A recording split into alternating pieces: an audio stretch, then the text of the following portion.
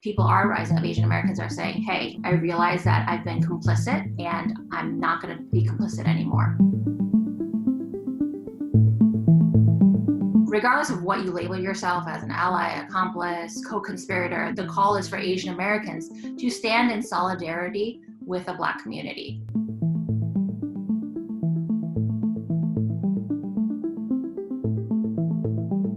Standing in solidarity, we have to show up, we have to engage, we have to listen, but we need to really be proactive rather than reactive. Anti-Blackness and white supremacy is embedded in every single thing that we can think of. Policy, education, housing. We need to be able to identify our part as Asian Americans. We need to be able to recognize that we are not the model minority, that it is a myth.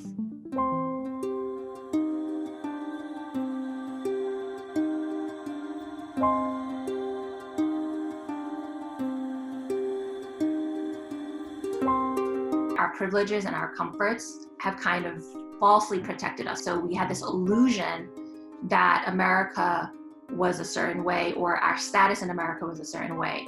And then as these increased attacks happened against Asian Americans, that concept of America and our place in it shattered.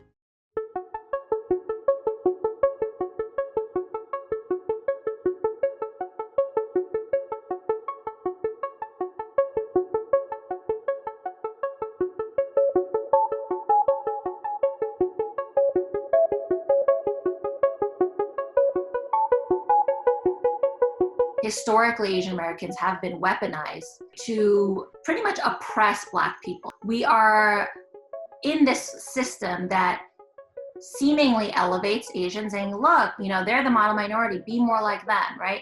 But it's not, the purpose is not to elevate us, right? The purpose is to push down Black and brown communities, specifically with the Black community at the bottom. For us to be able to dismantle something, we need to learn to identify it in every facet of our life. And in order to do that, we need to learn history.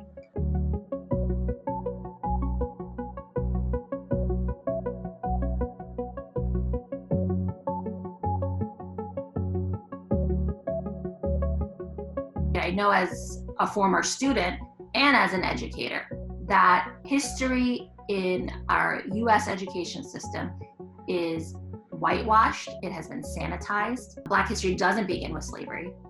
Begins way before that.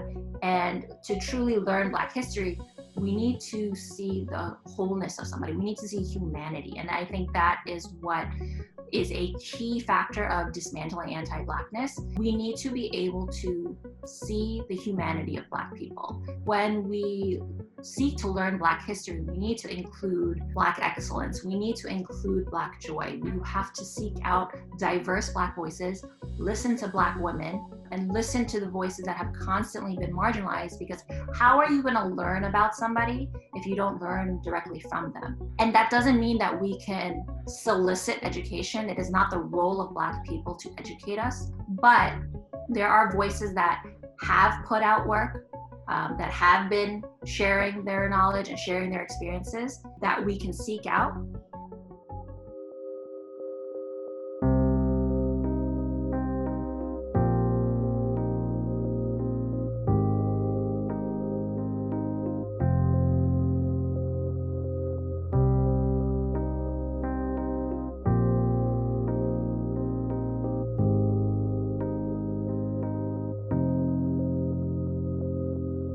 We want to invest in the Black community so that the Black community thrives, right? Because we're in a system where everything has been set in place to prevent the Black community from thriving. Asian Americans can leverage their privilege to stand in the gap, to invest in communities, to support communities, and also to invest in ways that help the future thrive.